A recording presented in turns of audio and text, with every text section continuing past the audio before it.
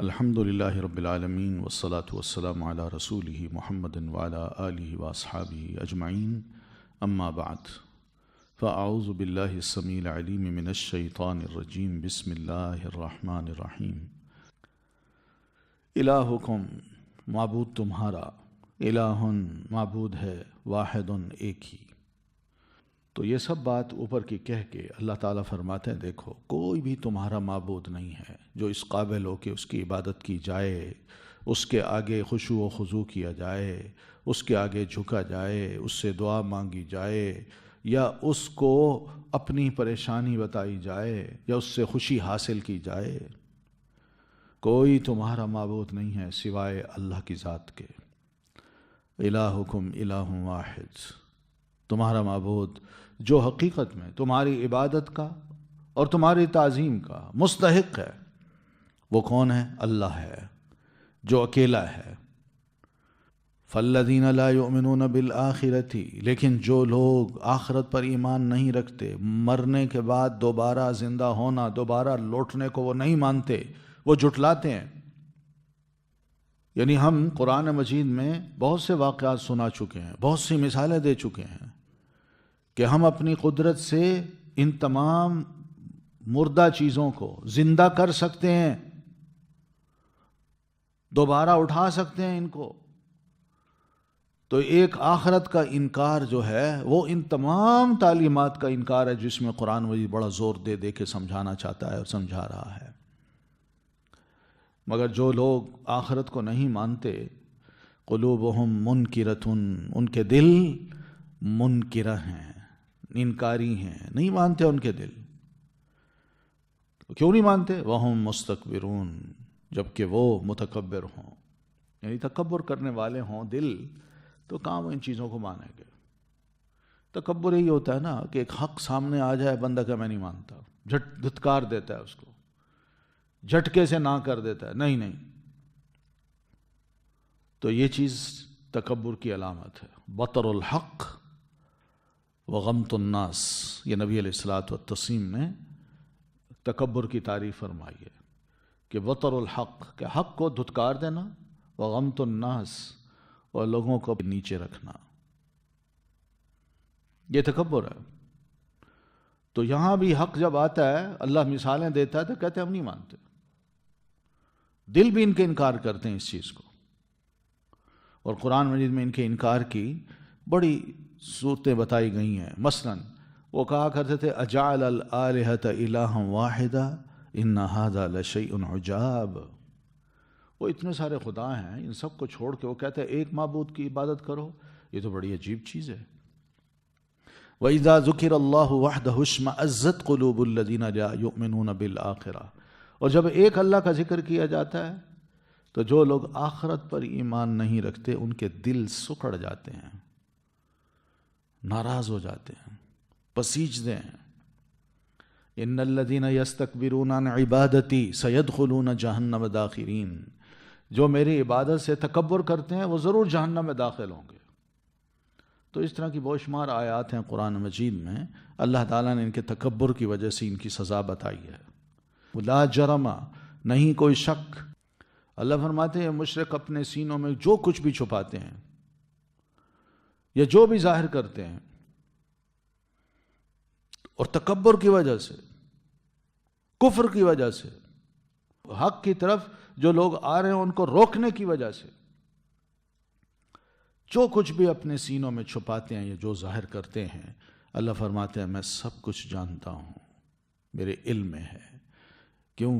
انہ لا يحب المستکبرین، جو جانتا بھی ہوں تو میں یہ بھی بتا دوں کہ تکبر کرنے والوں کو میں بالکل پسند نہیں کرتا، جو میری اطاعت میں اکڑتے ہیں اور وہ کہتے ہیں کہ نہیں ہم اپنی خواہش نفس کو امپلیمنٹ کریں گے، اسی کو سب سے بڑا جج سمجھتے ہیں، یعنی اللہ کے حکم کے مقابلے میں اپنی خواہش کو لے آتے ہیں، تو یہ متکبر ہیں۔ یہ یاد رکھیں میں نے ان کو کبھی معاف نہیں کرنا، میں ان سے خوش نہیں ہوں۔ وَإِذَا قِيلَ لَهُمْ، اور جب کہا جاتا ہے انہیں، ماذا، کیا کچھ، انزلہ اتارا، ربکم، تمہارے رب نے، قالو وہ کہتے ہیں اساطیر کہانیاں ہیں الاولین پہلوں کی۔ مشرکین کا جو کفر ہے قرآن مجید کے بارے میں اور قرآن مجید پر جو الزام وہ لگاتے ہیں، اب اللہ تعالیٰ نے اس کا ذکر کیا ہے۔ وَإِذَا قِيلَ لَهُمْ، اور جب انہیں کہا جاتا ہے ماذا انزل ربکم، کیا اتارا ہے تمہارے رب نے، مشرکوں سے کہا جاتا ہے اور دیکھو اللہ تعالیٰ نے نبی علیہ الصلوۃ والتسلیم پر تمہارے لیے یہ کچھ اتارا ہے۔ بڑے واقعات ہیں کہ رسول کی نافرمانی کی تو اللہ تعالیٰ پچھلی بہت سی قوموں کو ختم کر چکا، کہیں تمہیں بھی ختم نہ کر دے۔ تو جواب میں کہتے کہ اساطیر الاولین، اساطیر اسطورہ کی جمع ہے، اسطورہ کہتے ہیں بہت پرانی کہانیاں،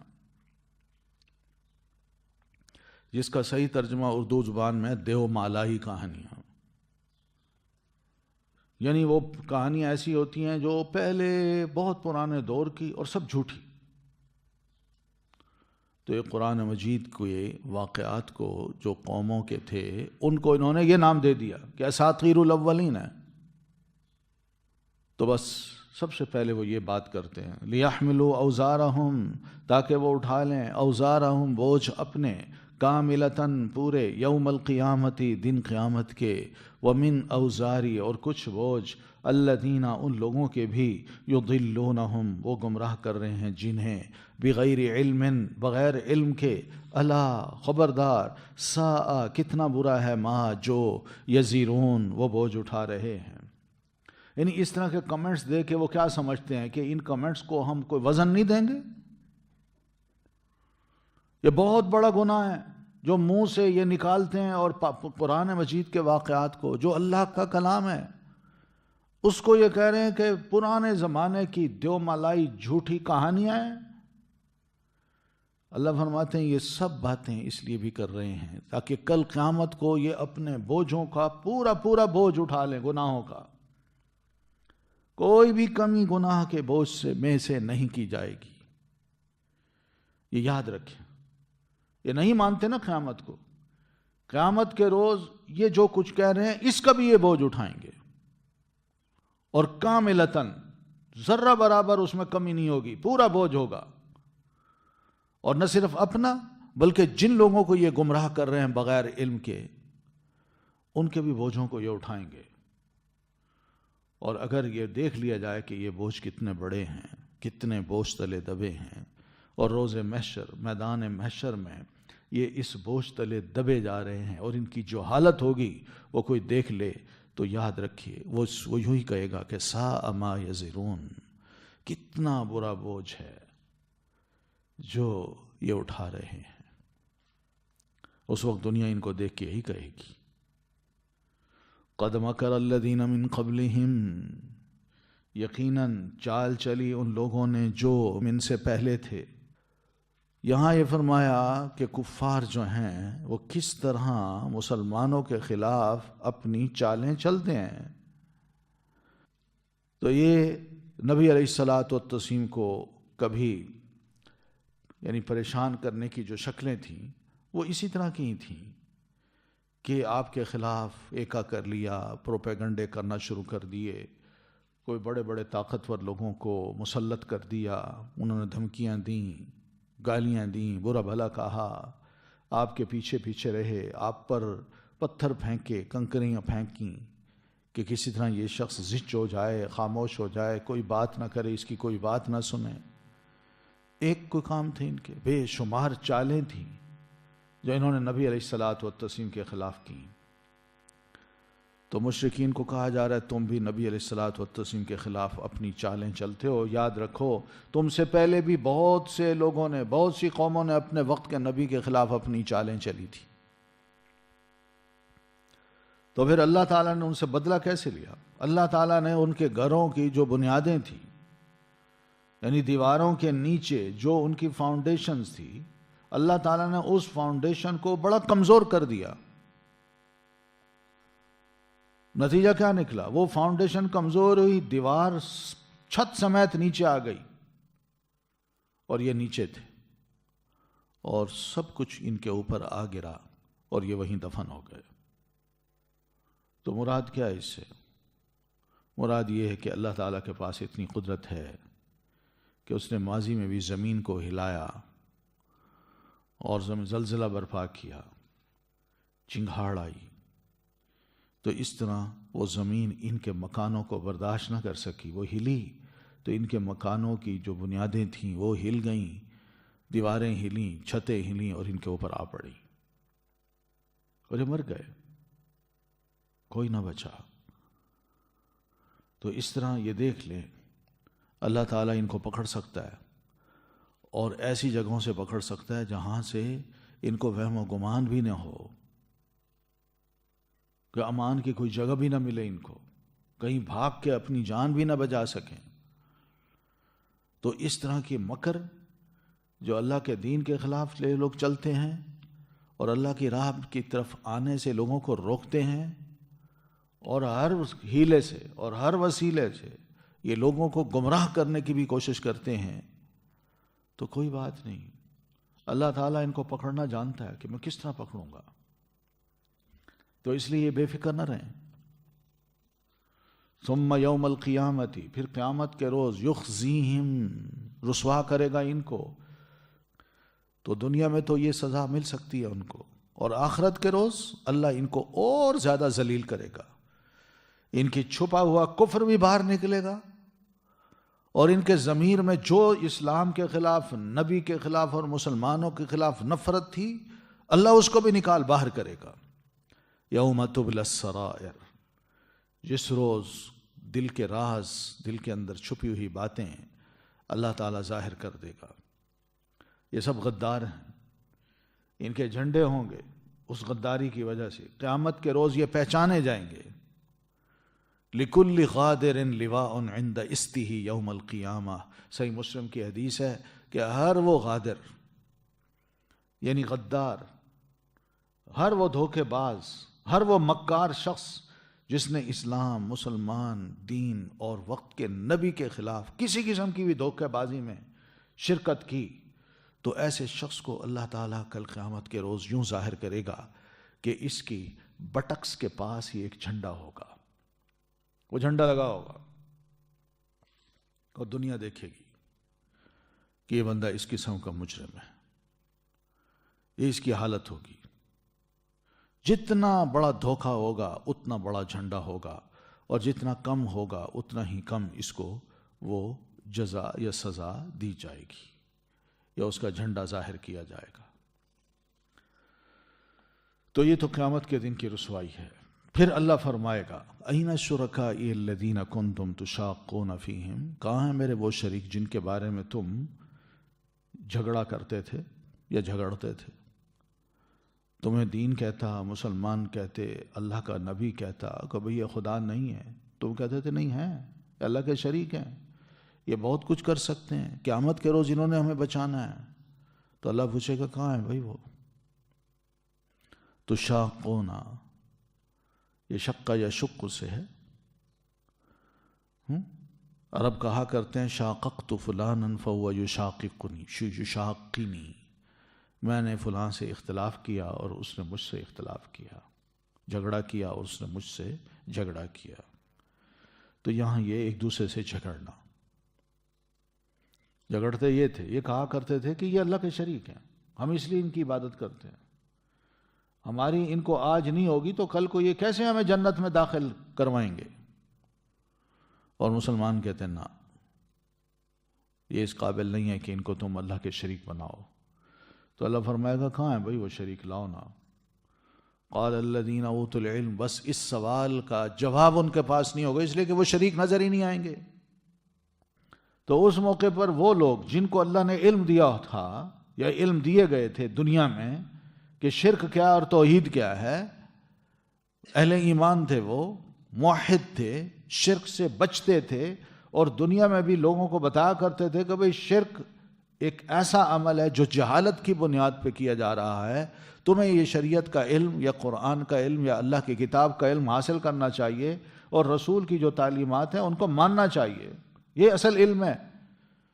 تو یہی اہل علم قیامت کے روز ان کو دیکھتے ہی کہیں گے کہ ان الخزي اليوم والسوء على الكافرین، واقعی آج تو رسوائی بھی ہے اور بڑا برا بھیانک سلوک بھی ہے کافروں پر۔ آج تو یہ گئے، یہ ذلیل بھی ہوئے، خوار بھی ہوئے، مار بھی اب کھائیں گے۔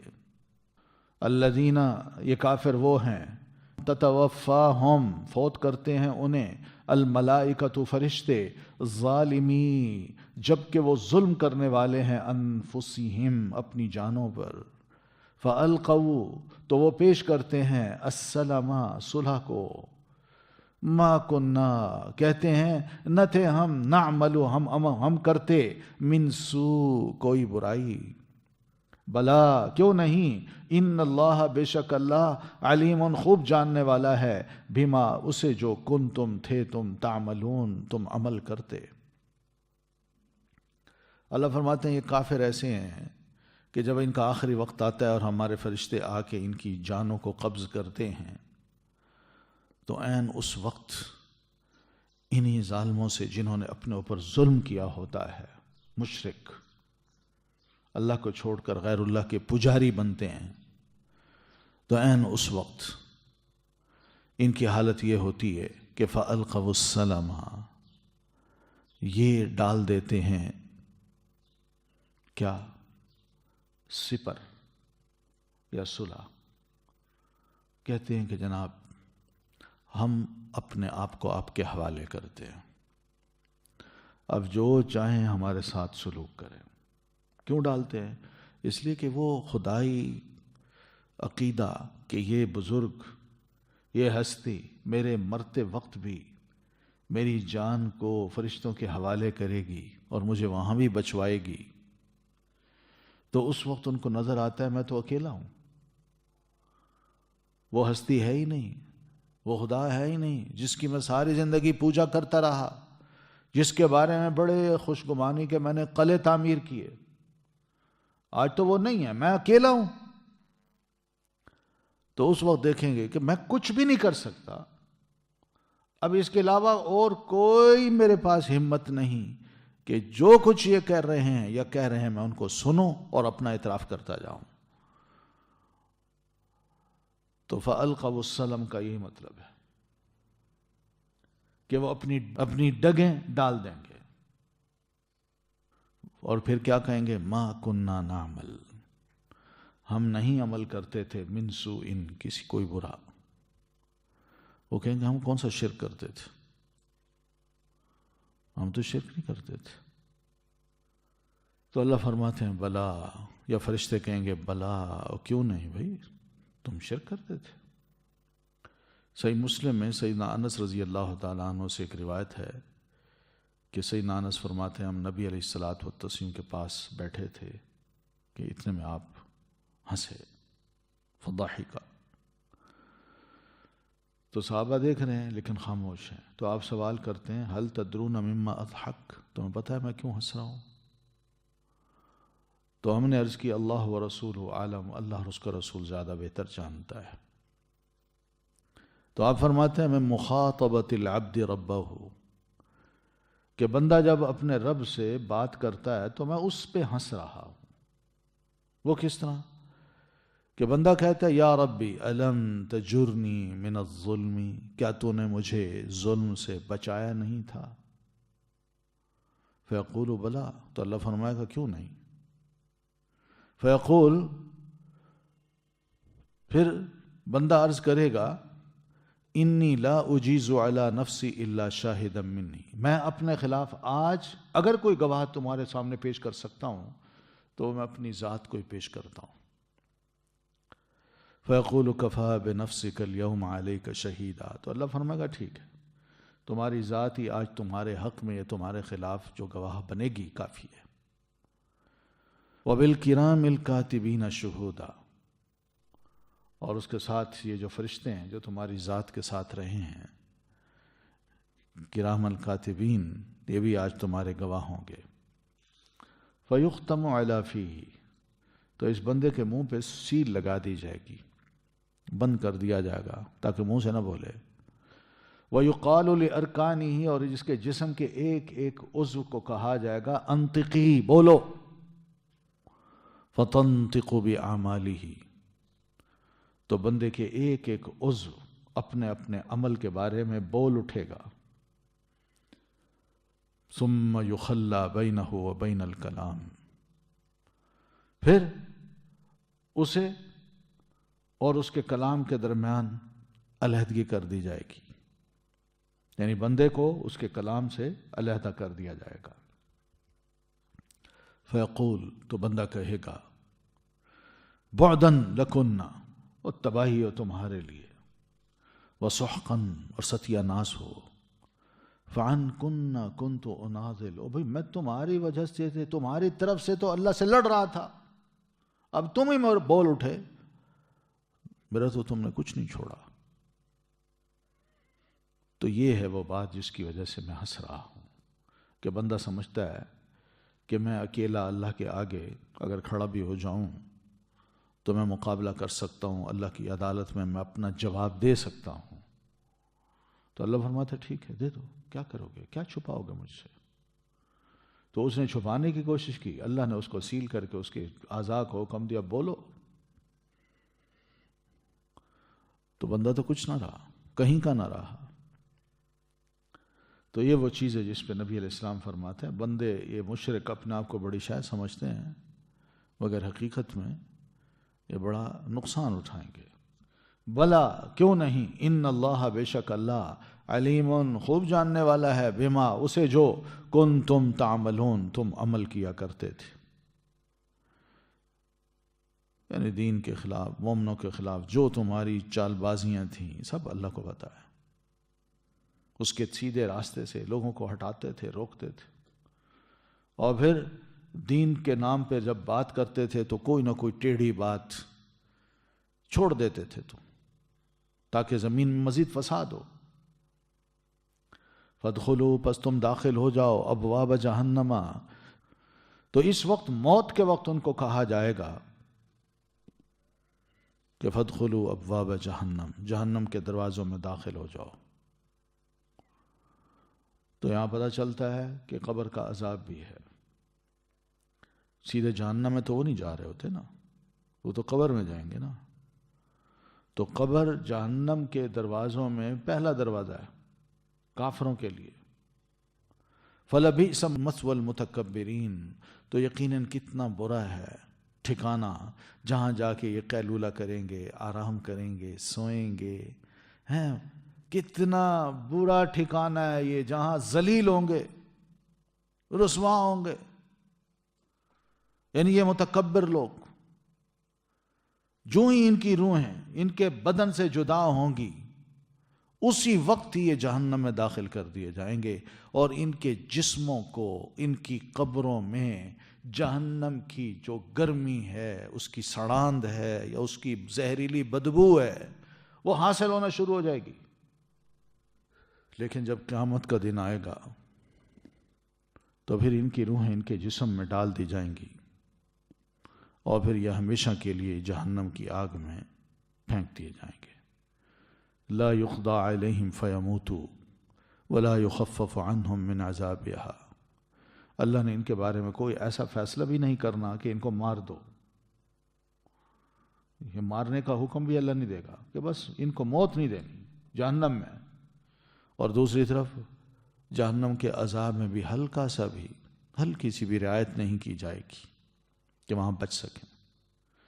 النار یعرضون علیہا غدوا وعشیا، یہ آگ پر پیش کیے جاتے ہیں صبح اور شام، یہ قبر کا عذاب ہے. وَيَوْمَ الْقِيَامَةِ، اور روز قیامت، وَيَوْمَ تَقُومُ السَّاعَةُ أَدْخِلُوا آلَ فِرْعَوْنَ أَشَدَّ الْعَذَابِ، اور جس روز قیامت کی گھڑی قائم ہوگی اس وقت ہم حکم دیں گے کہ آل فرعون کو پکڑو اور جہنم کے شدید ترین عذاب میں داخل کر دو. تو اس لیے یہ آیتیں جو ہے نا یہ ثابت کرتی ہیں کہ قبر کا عذاب ہے. وَقِيلَ لِلَّذِينَ اتَّقَوْا، اور کہا جاتا ہے یا کہا جائے گا ان لوگوں کو جو متقی ہیں، مَاذَا أَنزَلَ رَبُّكُمْ، کیا کچھ اتارا تمہارے رب نے. قَالُوا خَيْرًا، تو وہ متقی کہتے ہیں کہ بھلائی اتاری ہے، بھلائی کو اتارا ہے. لِلَّذِينَ أَحْسَنُوا، ان کے لیے جنہوں نے اچھا کیا، فی ہذہ الدنیا، اس دنیا میں حسنہ بھلائی ہے، ولدار الآخرۃ اور البتہ گھر آخرت کا خیر بہتر ہے، ولنعم اور البتہ کتنا اچھا ہے، دار المتقین گھر متقیوں کا۔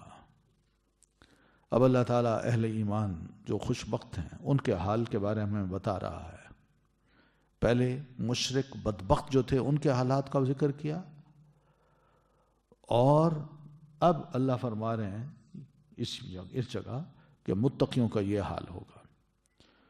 بدبختوں سے کہا گیا کہ کیا کچھ اتارا اللہ تعالیٰ نے، تو انہوں نے جواب نہیں دیا، بلکہ انہوں نے اس کا جواب کیا دیا، یہ پہلوں کی کہانی ہے، دو مالائی کہانیاں ہیں۔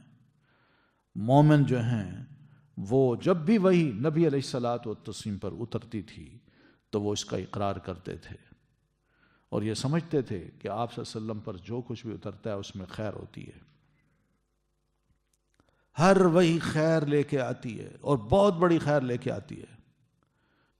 تو اللہ فرماتے ہیں کہ ایسے متقی لوگوں سے جب کہا جاتا ہے ماذا انزل ربکم، کیا کچھ اتارا ہے تمہارے رب نے، قالو تو وہ جواب میں کہتے ہیں خیرا، بھلائی کو۔ اللہ ان لوگوں سے وعدہ کرتا ہے، ان متقی لوگوں سے، کہ للذین احسنوا فی ہذہ الدنیا حسنہ، جن لوگوں نے اچھا کیا اس دنیا میں ان کے لیے کیا ہے، حسنہ، بھلائی ہے۔ مراد یہ کہ وہ اللہ پر ایمان لائے، یہ بڑی اچھائی کی، اور اللہ کے حکم کی اطاعت کی، یہ بھی بڑی اچھائی کی، اور پھر اس طرح لوگوں کو بھی اللہ کی اطاعت پر ابھارا، یہ بھی بڑی اچھائی کی، اور اس کی طرف دعوت دی، یہ بھی بڑی اچھائی کی۔ تو یہ ساری اچھائیاں جو دنیا میں انہوں نے کیں، اللہ فرماتے ہیں حسنہ، میرے پاس جب آئیں گے تو ان کے لیے حسنہ ہے، یہ اسی دنیا میں بھی حسنہ ہے۔ حسنہ سے کیا مراد دنیا میں، کہ دنیا میں اللہ تعالیٰ ان کو انشاءاللہ کامیاب کرے گا، وہ ناکام نہیں ہوں گے۔ دنیا میں اللہ تعالیٰ ان کی زندگی کو بڑا اچھا بنا دے گا، ان کی زندگی دوسرے لوگوں کی طرح پریشان کن نہیں ہوگی، تھوڑا ہوگا لیکن بڑے اطمینان سے اپنا وقت گزاریں گے۔ حسنہ، حسنہ کا ایک مطلب یہ بھی ہے کہ ان کا اخلاق، ان کی سیرت اللہ تعالیٰ بڑی خوبصورت بنا دے گا۔ شرط یہ کہ بندہ نیکی کرے، دین کا کام کرے، دین کی طرف لوگوں کو بلائے، اللہ پر ایمان لائے، اللہ تعالیٰ کی اطاعت کرے اور لوگوں کو اس پر ابھارے۔ تو یہ تو دنیا میں، وَلَدَارُ الْآخِرَةِ خَيْرٌ، اور یقیناً آخرت کا گھر وہ بہت ہی بہتر ہے۔ دنیا کے مقابلے میں اللہ تعالیٰ نے ان کو آخرت کا جو ثواب عطا کرنا ہے وہ جنت ہے، وہ جنت اگر پا لیں تو وہ تو بہت ہی بڑی چیز ہے، دنیا کے گھر کے مقابلے میں کہیں بڑی چیز ہے، کیونکہ دنیا کا گھر فنا ہو جائے گا، آخرت کا گھر فنا نہیں ہوگا، وہاں ہمیشہ رہنا ہے انہوں نے۔ وَلَنِعْمَ دَارُ الْمُتَّقِينَ، اور البتہ کتنا اچھا ہے گھر متقیوں کا۔ یہاں اللہ تعالیٰ نے مزید تعریف کی ہے اس گھر کی۔ یہ کوئی دیکھ تو لے اس گھر کو، میں نے تو بنایا ہے، میں کہتا ہوں کہ وَلَنِعْمَ دَارُ الْمُتَّقِينَ وَمَا عِندَ اللَّهِ خَيْرٌ لِلْأَبْرَارِ، اور نیک لوگوں کے لیے اللہ کے پاس جو کچھ ہے وہ بہت بہتر ہے۔ جنات عدن، وہ باغات ہیں ہمیشگی کے، تو یہ باغات ہیں ہمیشگی کے باغات، جس میں اقامت بھی ہمیشگی ہوگی، زندگی بھی ہمیشہ کے لیے ہوگی، اور اس کے درختوں، محلوں اور باغات کے درمیان نہریں چل رہی ہوں گی، اور لہم فیہا ما یشاؤون، دل جو چاہیں گے، جو خواہش کریں گے ان کو وہ ملے گا، اور آنکھیں جن چیزوں کو دیکھ کے خوش ہوتی ہیں، لذت پاتی ہیں، وہ بھی ان کو وہاں ملے گا۔ کذالک یجزی اللہ المتقین، متقی لوگوں کا یہ ثواب ہے جو اللہ تعالیٰ نے ان کے لیے تیار کر رکھا ہے۔ الذین، وہ لوگ جو تتوفاہم، فوت کرتے ہیں انہیں، الملائکۃ، فرشتے۔ یہاں اللہ تعالیٰ اہل ایمان کا وہ حال بتا رہا ہے جو موت کے وقت ان کو پیش آتا ہے، کہ فرشتے رحمت کے نازل ہوتے ہیں ان کی روح قبض کرنے کے لیے، اور یہ بڑے طیب لوگ ہوتے ہیں، پاکیزہ لوگ ہوتے ہیں، پاکیزہ مومن ہوتے ہیں، تو وہ ان کی روح قبض کرنے کے لیے جب نازل ہوتے ہیں تو کہتے ہیں سلام علیکم، سلامتی ہو۔ بڑا اچھا آغاز ہے یا اچھی ملاقات ہے کہ سلامتی ہو۔ پھر ایک خوشخبری ہے کہ ادخلوا الجنہ، داخل ہو جاؤ جنت میں۔ یہ اللہ تعالیٰ کی طرف سے خوشخبری ہے، فرشتے لاتے ہیں اس خوشخبری کو، ان کو حکم دیا جاتا ہے کہ ایسے متقی انسان کی جب جا کے تم نے روح قبض کرنی ہے تو اس کو یہ خوشخبری بھی سنانی ہے کہ تم نے جنت میں داخل ہونا ہے۔ یہ تمہارے اس صبر کی جزا ہے جو دنیا میں زندگی گزارتے وقت اپنی خواہشات کو تم نے دبا کے کیا اور ہماری اطاعت تم کرتے رہے۔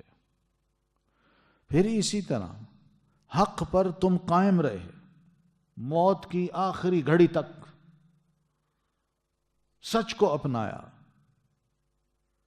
یہ اس کی جزا ہے کہ ادخلوا الجنت، تم داخل ہو جاؤ جنت میں، بما کنتم تعملون، ان اعمال کی بدولت جو تم کیا کرتے تھے دنیا میں۔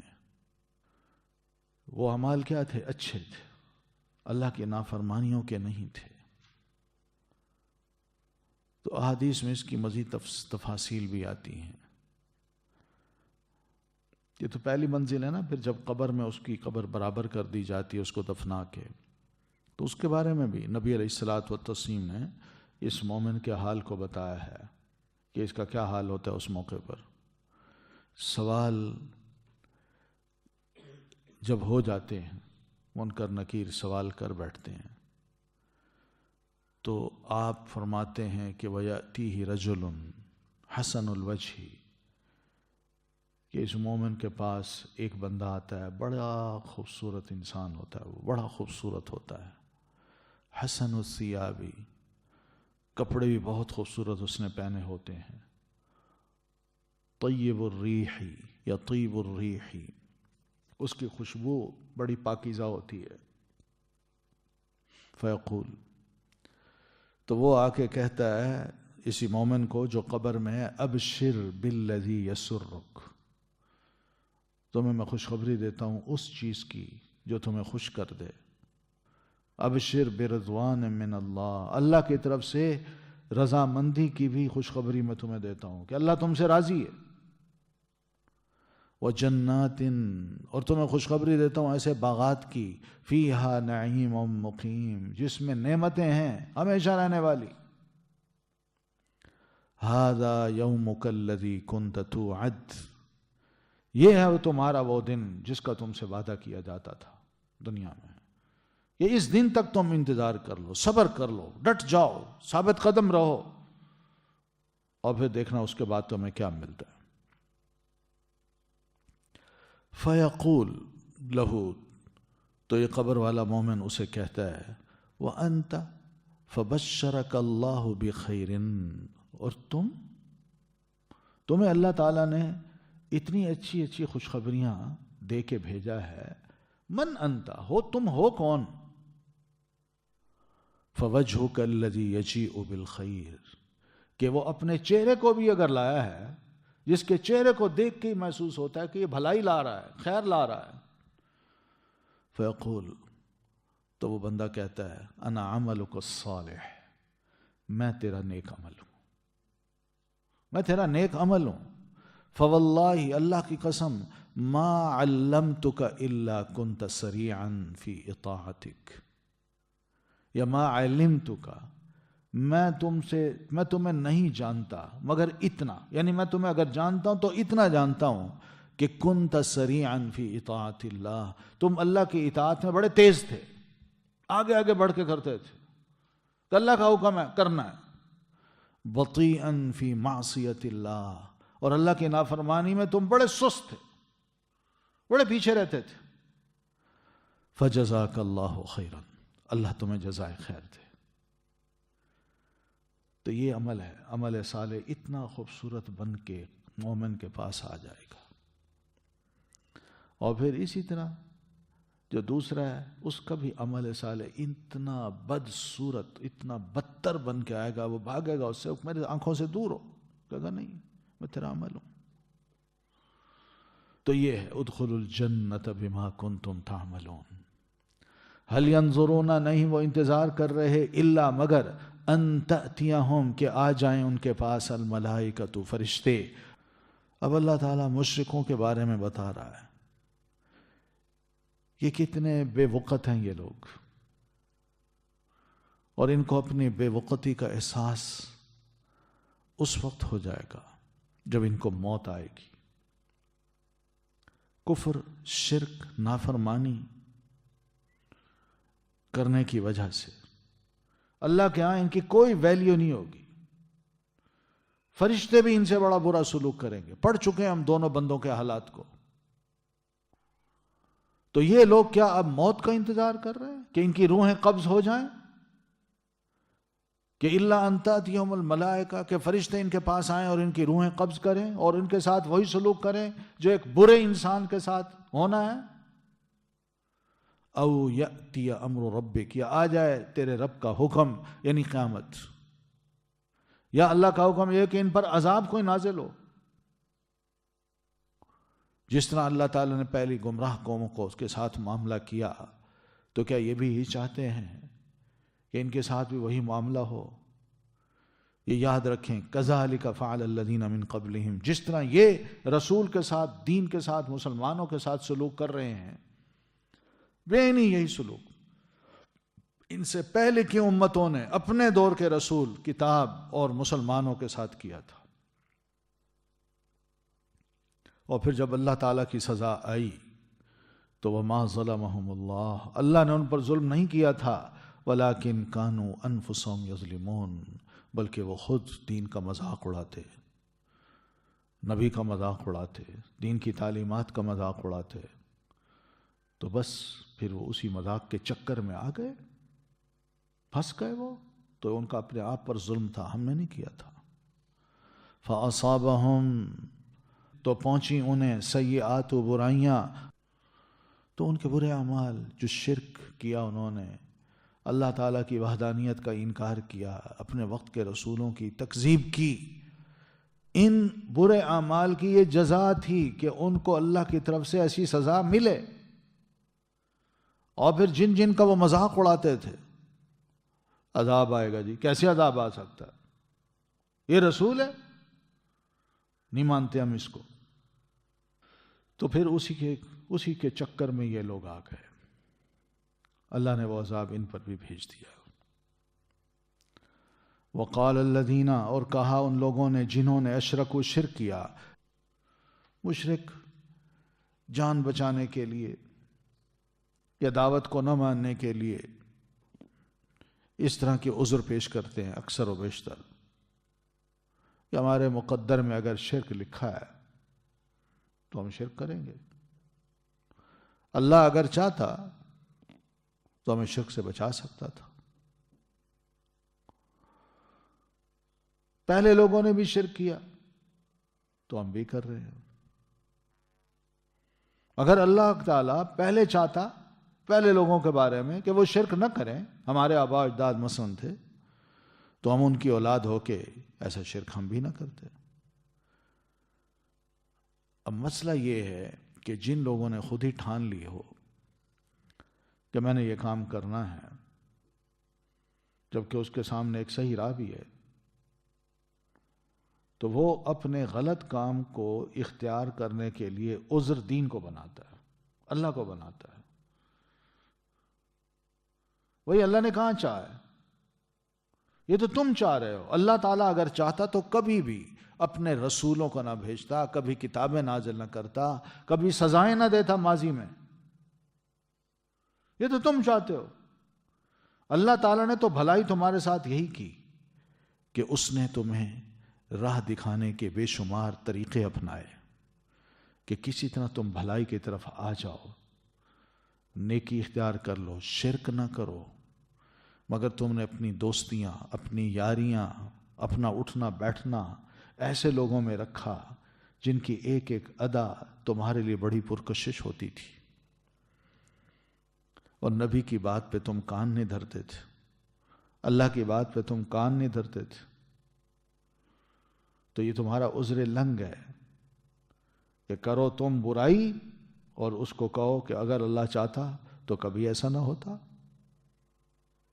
اللہ چاہتا تو یہ نہ ہوتا، اگر اللہ چاہتا تو یہ نہ ہوتا۔ پکڑ گئے اس کو پلر کے ساتھ باندھ دینا اور پھر اس کو 2 دن بھوکا رکھے، پھر کہے اللہ چاہتا تو میں بھوکا نہ مرتا۔ پھر ہاتھ پاؤں مارے گا کہ نہیں کہ میں نے بچنا ہے، وہ لوگوں مجھے بھوک لگی ہے، اس وقت کہے نا کہ اللہ چاہتا تو مجھے بھوکا نہ رکھتا۔ یہ محض عذر لنگ ہیں ان کے، ورنہ اللہ تعالیٰ نے تو چاہا ہے، رسولوں کو بھیجا ہے، کتابیں نازل کی ہیں اور پھر اس کے ساتھ ساتھ بڑی اچھی تعلیم دی ہے، مگر یہ کان ہی نہیں دھرتے تھے۔ پھر اسی طرح وَلَا حَرَّمْنَا مِن دُونِهِ مِن شَيْءٍ، اور نہ ہم حرام کرتے من دونہ اس کے حکم کے سوا، من شیء کسی چیز کو، یہ اللہ کا حکم تھا تو ہم نے کسی شے کو جو حلال تھی اس کو حرام کر دیا، ہم نے کہا ہم نہیں استعمال کرتے اس کا، جیسے ہم 8ویں پارے میں پڑھا ہے سورۃ الانعام میں کہ یہ حرام ہے ہمارے لیے، یہ حلال ہے ہمارے لیے، یہ مردوں کے لیے حلال ہے، ہماری عورتوں کے لیے حرام ہے۔ تو اس طرح کی چیزیں جو ہے نا یہ کبھی ہم نہ کرتے۔ تو اس طرح یہ لوگ اپنی جان بچانے کے لیے اس طرح کی حرکتیں کرتے ہیں اور منسوب کر دیتے ہیں پاگل بنانے کے لیے یا دوسروں کو سمجھانے کے لیے کہ ہم بڑے عقل مند ہیں، منسوب کر دیتے ہیں اللہ کی طرف۔ اللہ فرماتے ہیں سنو كَذَلِكَ فَعَلَ الَّذِينَ مِن قَبْلِهِمْ، جس طرح کی تم حرکتیں کر رہے ہو نا، تم سے پہلے بھی بہت سی قومیں آئی تھیں ایسی، انہوں نے بھی اسی طرح ہی باتیں کی تھی، یہی حرکتیں کی تھی انہوں نے۔ تو بس ہمارا کام کیا، فَهَلْ عَلَى الرُّسُلِ إِلَّا الْبَلَاغُ الْمُبِينُ، رسولوں کا کام سوائے اس کے اور کچھ نہیں کہ وہ ہماری بات کو تم تک کھلم کھلا پہنچا دیں۔ تو پہلے بھی انہیں پہنچائیں، جب وہ مان گئے تو بچ گئے، نہیں مانا تو اللہ کا عذاب آیا۔ اسی طرح یہ محمد صلی اللہ علیہ وسلم کا بھی ذمہ داری اتنی ہے کہ وہ تم تک ہماری بات کھل کے پہنچا دیں، واضح کر کے پہنچا دیں، تاکہ کسی بات کے بارے میں تم کل کو یہ نہ کہہ سکو کہ اللہ ہمیں یہ بات سمجھ نہیں آئی تھی۔ تو فَهَلْ عَلَى الرُّسُلِ إِلَّا الْبَلَاغُ الْمُبِينُ، تو مراد یہ ہے کہ تم انکار کر رہے ہو، اللہ اپنی طرف سے ذمہ داریاں پوری کر رہا ہے، تو اور کیا کیا جا سکتا ہے؟ تم نہ مانو تو اور کیا کیا جا سکتا ہے؟ وَلَقَدْ بَعَثْنَا، اور البتہ تحقیق بھیجا ہم نے، فی کل امت، ہر امت میں۔ اللہ فرماتے ہیں کہ میں نے تو ہر امت میں پہلے بھی، یہ کوئی نیا رسول نہیں ہے جو تمہارے پاس مشرکین مکہ آیا ہو یا تم کوئی نرالی قوم ہو، پہلے بھی جو گمراہ قومیں تھیں ان کی طرف میں نے اپنا رسول بھیجا ہے۔ ہر امت، ہر گروہ، ہر جماعت، ہر علاقہ، جہاں کہیں انسان آباد تھے اور انہیں رسول کی ضرورت تھی، اللہ فرماتے ہیں میں نے وہاں رسول بھیجے۔ اور ان کی بنیادی تعلیم جو تھی، پہلی تعلیم وہ یہی ہوتی تھی کہ نعبد اللہ، کہ اللہ کی عبادت کرو، صرف اللہ کی، اسی اکیلے کی عبادت کرو۔ اور دوسری طرف وجتنب الطاغوت، اور چھوڑ دو طاغوت کو، اجتناب کرو طاغوت سے۔ طاغوت کس کو کہتے ہیں؟ اللہ کے سوا جس کو بھی معبود بنایا جائے وہ طاغوت ہوتا ہے، وہ طاغوت ہے۔ جیسے شیطان ہے، کاہن ہے، بت ہے، یا اللہ کے سوا جو بھی گمراہی کی طرف دعوت دے وہ بھی طاغوت ہے۔ جو زندہ ہو گمراہی کی طرف دعوت دے وہ بھی طاغوت ہے۔ کل من دعا الی الضلال، ہر وہ بندہ جو گمراہی کی طرف دعوت دیتا ہے وہ بھی طاغوت ہے۔ تو یہ طاغوت ہے۔ ہم نے کہا تھا کہ جاؤ اپنی امت کو یہ سبق پڑھاؤ کہ ایک اللہ کی عبادت کرو اور جتنے بھی طاغوت ہیں ان سے بچو۔ بس اتنی سی بات تھی۔ مختصر سا پیغام تھا، مختصر سا پروگرام تھا جو یہ نبی لے کے اپنی امت کے پاس گئے تھے۔ تو ہوا کیا نتیجہ؟ فَمِنْهُمْ، تو ان میں سے کچھ تو ایسے تھے، من ہدی اللہ، جن کو ہدایت دے دی اللہ نے، اپنی توفیق سے اللہ نے ان کو ہدایت دے دی، وہ مومن بن گئے، نیک ہو گئے، اور ان کا انجام بھی بڑا اچھا ہوا۔ لیکن وَمِنْهُمْ، اور نبی کے ان امتیوں میں سے کچھ تو ایسے بھی نکلے، من حقت علیہ الضلالہ، جس پر چسپاں ہو گئی گمراہی، کہ وہ گمراہ ہی رہا، اس نے گمراہی کو چھوڑنے کا کبھی سوچا ہی نہ، بلکہ اور باغی بن گیا، نبی کی بات سنی اس کا اور مخالف بن گیا، اور جو گمراہی تھی اس پر اور جم گیا، اس نے چھوڑا نہیں۔ وہ اپنی وجہ سے، یعنی اس کا اپنا چناؤ ہوتا تھا کہ ادھر رسول ہے، ادھر میری گمراہی ہے،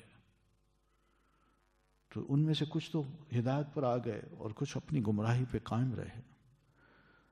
تو یہ ماضی میں ہوا ہے، لہذا مکی لوگوں فسیروا فی الارض، بس چلو پھرو زمین میں،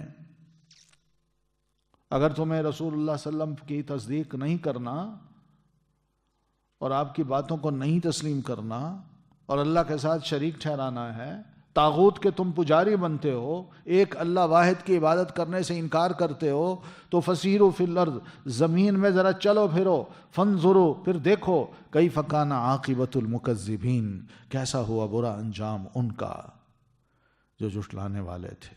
کیا ان کا کوئی علاقہ بچا؟ کیا ان کے مکانات بچے؟ ان پر تو تباہی اور بربادی کے ایسے عذاب آئے کہ ان میں نہ کوئی شے بچی، نہ وہ خود بچ سکے۔ ان تحرص علی ہداہم، اگر آپ حریص ہیں علی ہداہم، ان کی ہدایت پر۔ اللہ کے رسول، یہ قریشی ٹھیک ہے آپ کی فیملی کے لوگ ہیں، آپ کا بڑا دل چاہتا ہے کہ راہ راست پہ آ جائے، لیکن یہ یاد رکھیے، آپ کا کتنا بھی دل چاہے، آپ ان کو اس وقت تک کوئی فائدہ نہیں پہنچا سکتے یا اپنی دلی خواہش کبھی پوری نہیں کر سکتے اگر اللہ تعالیٰ نے یہ طے کر رکھا ہے کہ میں نے ان کو گمراہ ہی رکھنا ہے۔ کیونکہ جو لوگ خود نہیں بلکہ دوسروں کو بھی گمراہ کرتے ہیں، وہ کیسے سیدھے ہو سکتے ہیں؟ ان کے تو دل ہی خراب ہیں، یہ تو فطرت سے بھی منحرف ہو چکے ہیں۔ ان کی محبت جو ہے اور ان کی تعظیم جو ہے وہ طاغوتوں کے لیے ہے، ایک اللہ کے لیے نہیں ہے۔ ان کی محبت اور تعظیم اپنی خواہشات کے لیے، اللہ کے لیے نہیں ہے۔ اور یہ ڈھیٹ ہیں کہ ہم نے جاہلیت کا جو طریقہ کار ہے مشرکانہ، ہم نے اسی کو مضبوطی سے تھامے رکھنا ہے، ہم ان کو چھوڑنا نہیں چاہتے۔ تو اللہ کے رسول، آپ ان کو کیسے ہدایت دے سکتے ہیں؟ آپ کتنی ہی خواہش کر لیں، آپ کی خواہش پوری نہیں ہو سکتی۔ وَمَا لَهُم مِّن نَاصِرِينَ، اور نہیں ان کے لیے مددگاروں میں سے بھی کوئی۔ اور پھر جب اللہ کے عذاب کا کوڑا ان پر برسا تو پھر کوئی بھی ان کی مدد کو نہیں آ سکے گا، یہ یاد رکھیے۔ یہ ایسے لوگ ہیں، وَأَقْسَمُوا بِاللَّهِ، اور انہوں نے قسم کھائی اللہ کی، جہد ایمانہم، پکی قسمیں اپنی۔ اللہ نے فرمایا کہ میں بندوں کو مار کے دوبارہ زندہ کروں گا۔ تو ان مکی لوگوں نے بڑی بڑی قسمیں کھا کے کہا کہ ہم اس بات کو نہیں مانتے، ہم جھٹلاتے ہیں، یہ ہو ہی نہیں سکتا کہ اللہ دوبارہ زندہ کرے۔ تو جن لوگوں نے جھٹلایا، یہ ان کی بات ہو رہی ہے، یا یہ بھی ہے کہ جن لوگوں نے اس کی تصدیق کی کہ واقعی اللہ تعالیٰ بندے کو مار کے دوبارہ زندہ کرے گا، تو اس جملے میں ایک کی بات بھی ہو سکتی ہے، دو گروہوں کی بھی بات ہو سکتی ہے۔ دو گروہوں میں سے وہ جو تصدیق کرتے ہیں، سچا مانتے ہیں کہ مرنے کے بعد ہم نے دوبارہ اٹھنا ہے، وہ قسمیں کھا کھا کے ان کو کہتے تھے کہ واللہ اللہ تعالیٰ نے ہمیں دوبارہ اٹھانا ہے، اور ان کے مقابلے میں جو جھٹلانے والے تھے وہ پکی قسمیں کھا کے کہتے تھے سوال ہی پیدا نہیں ہوتا. تو ان کا مزید تفسیر اللہ نے یہ بیان کی، لا یبعث اللہ من یموت، کہ جو مر جائے گا سوال ہی پیدا نہیں ہوتا کہ اللہ اس کو دوبارہ زندہ کر سکے. یہ اپنی قسموں میں بڑی سخت قسم کی قسمیں کھا لیتے تھے اور ناممکن سمجھتے تھے کہ ایک بندہ مر جائے پھر اس کو دوبارہ زندہ کیا جا سکتا ہے. تو اس لیے وہ رسولوں کو بھی جھٹلاتے تھے. تو اللہ تعالیٰ نے ان کے اس دعوے کو رد کیا اور ان کو جھٹلاتے ہوئے فرمایا بلا، کیوں نہیں، اللہ دوبارہ زندہ کرے گا. وعدن علیہ حقا، یہ اس کے ذمہ ہے، پکا وعدہ، سچا وعدہ. اس نے کہہ رکھا ہے، قرآن مجید میں کہہ رکھا ہے، نبیوں کی زبانی کہلوایا ہے کہ میں مار کے دوبارہ زندہ کروں گا. ولیکن اکثر الناس لا یعلمون، لیکن اکثر لوگ نہیں جانتے. رسولوں کی مخالفت کی وجہ سے، اپنی جہالت سے وہ یہ کہتے ہیں، اور اپنے کفر میں پڑے رہنے کی وجہ سے وہ یہ لوگوں کو کہتے ہیں کہ کبھی بھی یہ نہیں ہو سکتا کہ مر کے دوبارہ کو جیے. تو اس لیے ان کے پاس یہ علم ہی نہیں ہے.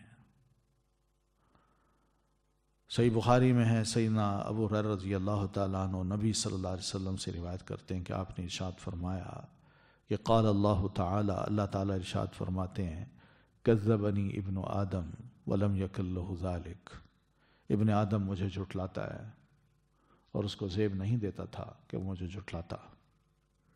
وشتمنی، اور ابن آدم مجھے گالی دیتا ہے، ولم یکن لہ ذالک، اس کے لیے مناسب نہیں تھا کہ وہ مجھے گالی دیتا. فاما تکذیبہ ایاہ، ابن آدم کا مجھے جھٹلانا وہ اس طرح ہے کہ فقولہ لن یعیدنی کما بدأنی، اس کا یہ کہنا کہ مجھے جس طرح اللہ نے مجھے پیدا کیا تھا یا جس طرح میرا سٹارٹ لیا تھا، میری ابتدا کی تھی، اللہ دوبارہ اسی طرح مجھے دوبارہ نہیں لوٹا سکتا. یہ مجھے جھٹلانا ہے. وَأَمَّا شَتْمُهُ إِيَّايَ، باقی اس کا مجھے گالی دینا، فَقَوْلُهُ، تو اس کا یہ کہنا ہے کہ اتخذ اللہ ولدا، کہ اللہ کی اولاد ہے. یہ گالی ایک بہت بڑی. اللہ فرماتے ہیں وَأَنَا، جبکہ میں الْأَحَدْ الصَّمَدْ لَمْ أَلِدْ وَلَمْ أُولَدْ، میں اکیلا ہوں، بے نیاز ہوں، نہ میں جنتا ہوں نہ میں جنا گیا ہوں. وَلَمْ يَكُنْ لَهُ كُفُوًا أَحَدٌ، اور اسی طرح اس کا کوئی بھی ہمسر نہیں ہے. تو یہاں یہی ہے کہ لوگ کیا کہتے ہیں، گمراہ کرتے ہیں لوگوں کو، کہتے ہیں اللہ دوبارہ زندہ نہیں کر سکتا. یہ بہت بڑی تکذیب ہے کہ اللہ تعالیٰ کی میں قدرت کو نہیں مانتا کہ وہ دوبارہ کسی کو زندہ کر سکتا ہے. اللہ فرماتے ہیں لِيُبَيِّنَ لَهُمْ، تاکہ وہ بیان کرے ان کے لیے، الذی، وہ چیز جو یختلفون فیہ، وہ اختلاف کرتے ہیں جس میں، وَلِيَعْلَمَ الَّذِينَ، اور تاکہ جان لیں وہ لوگ جنہوں نے کفر کیا. اللہ فرماتے ہیں میں یہ ساری معاد کی باتیں، مرنے کے بعد دوبارہ زندہ ہونے کی باتیں بار بار کرتا ہوں تاکہ کل قیامت برپا کر کے میں لوگوں کو کھول کے بتا سکوں کہ تمہارا اختلاف کس چیز میں تھا. اور جو نیک لوگ ہوں، ماننے والے ہوں، میں ان کے ماننے کی وجہ سے ان کو بہترین جزا دوں، اور جو بد لوگ ہیں، نہ ماننے والے، ان کے نہ ماننے کی وجہ سے ان کے کفر اور اس برے عقیدے کی سزا دوں. اور اس لیے بھی میں واضح کرنا چاہتا ہوں یہ قیامت کا دن برپا کر کے، تاکہ ان کو بھی بتا سکوں جو یہ کہا کرتے تھے کوئی حساب کتاب نہیں ہونا، کوئی جزا نہیں ہے، کوئی بعث بعد الموت نہیں ہے. تو میں ان پر بھی یہ واضح کر دوں کہ وہ اپنے دعوے میں جھوٹے تھے اور میرا دعویٰ سچا تھا. میں جو کہتا تھا آج وہی ہو رہا ہے.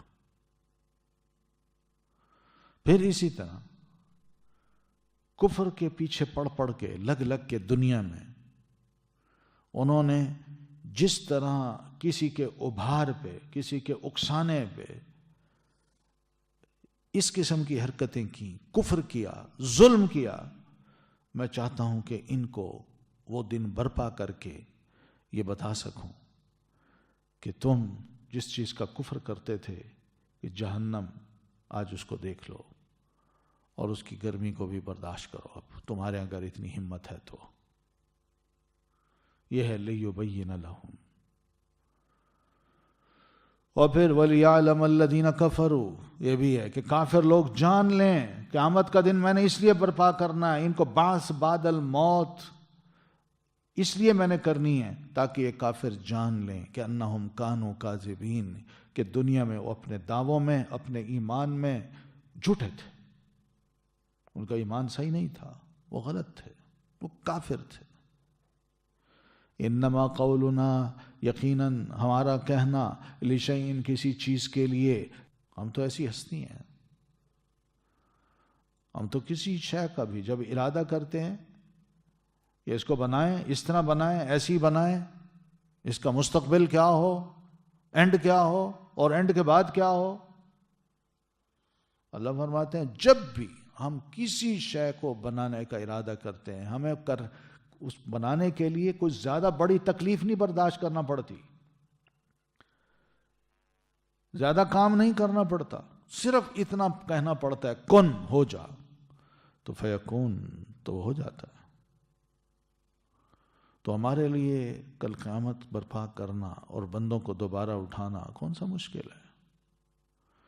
اس طرح مردوں کو بھی ہم کہہ دیں گے، ایک ذرے کو بھی ہم کہہ سکتے ہیں جو کسی بھی انسان کے وجود کا ہے، جو زمین میں ایک معمولی ذرے کی حیثیت سے باقی ہے، ہم اس کو بھی کہہ سکتے ہیں کون، اٹھ، تو ہم یہ کہتے ہوئے نہ تھکیں گے، نہ ہمیں کوئی مشکل پیش آئے گی، لوگوں کو زندہ کر دیں گے۔ تو اس طرح ہم تخلیق بھی کرتے ہیں، ہم شیوں کو بناتے بھی ہیں، اور پھر اس طرح نئی نئی چیزیں بھی بناتے جاتے ہیں، کیونکہ تخلیق، دوبارہ بنانا، یہ سارا ہمارے لیے کوئی تکلیف دہ کام نہیں ہے، صرف ہمیں اتنا کہنا پڑتا ہے کن، ہو جا، تو ہو جاتا ہے۔ سبحانک اللہم و بحمدک، اشہد ان لا الہ الا انت، استغفرک و اتوب الیک۔